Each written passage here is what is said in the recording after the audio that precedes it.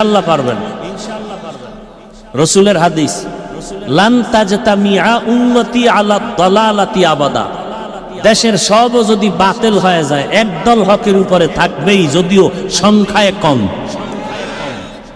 এরা হকের ঝান্ডা নিয়া থাকবেই। লান তাজতামিআ উম্মতি আলা দালালাতি আবাদা। সব ডান বাম হয়ে যেতে পারে ক্ষমতার লোভে, টাকার লোভে, যৌবনের লোভে, কিন্তু আল্লাহ এক দলকে হকের উপরে রাখবেনই, যদিও তারা সংখ্যায় কম। আল্লাহ হেদায়াত দান করুন।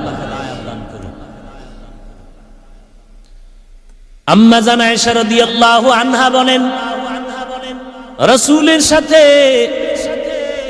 আমার বিবাহ কয় বছরে? 6 বছরে বিবাহ।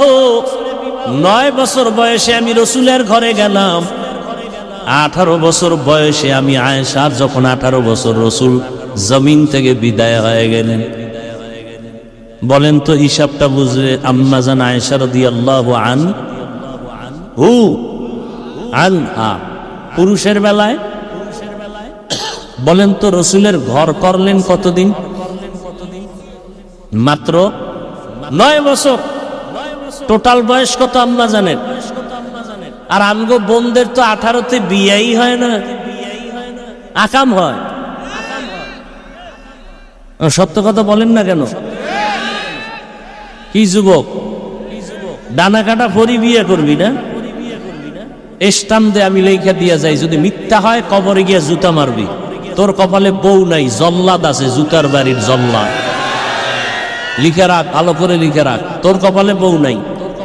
কত থানে কত চাল, ওই ডানা কাটা পরিয়ে এরপর বুঝাইব জুতার বাড়ি দিয়ে।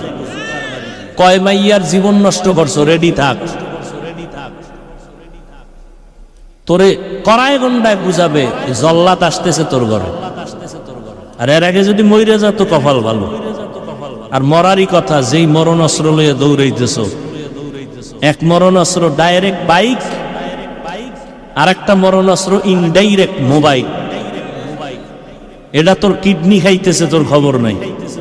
এই মোবাইল চোখের পাওয়ার খাইতেছে, খবর নাই। আমি হুজুর কইতো, এই জন্য কানে ঢুকে না।